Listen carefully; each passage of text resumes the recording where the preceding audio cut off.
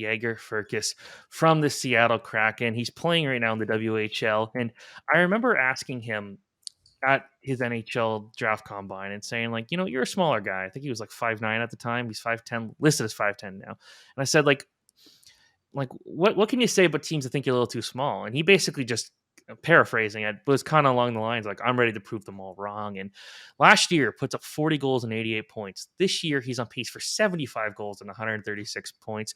We're talking about a 14 game sample size, but he's got 16 goals in those 14 games. So this is somebody with the Moose Jaw Warriors that is just impressing in a big way. And I got to see him play at the Coachella. Well, I watched his game with the Coachella Valley Firebirds in the playoffs last year, and I thought, he looked like a guy that it definitely took a bit for him to adjust to the bigger, stronger players in the AHL, but he was able to use his speed, his shot to make it work. Now, I think the big question right now is, will he be on the World Junior team for Canada? And I did not include him there just because he's a smaller guy. Yeah, he could score a lot, but this team has a few smaller guys who could score a lot, Jordan Dumais being one of them out of the Columbus Blue Jackets.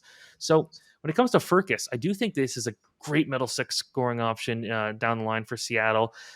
Something where you could maybe pair him with a Matty Beniers, who could be that more defensively responsible player who could do all the work, and your whole focus is just getting Firkus the puck and making him put those pucks in the net, and he can get that job done. So I feel like, just given Seattle's future, he's a guy you're going to really want to watch.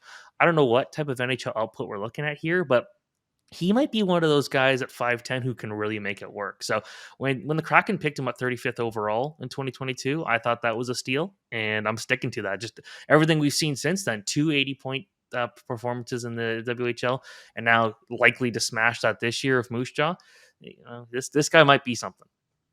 And that's really relevant to me in terms of just looking at the long-term forecast of the Kraken. This is a team so far this season, all that puck luck from last year has really run out, and they're desperate for finishers. And I think long-term, anybody in the system that's one of their higher-end prospects with goal-scoring ability is going to have a chance to climb high in the lineup pretty fast. So from a fantasy perspective, it's why it's important to take a close watch on Jagger Firkus.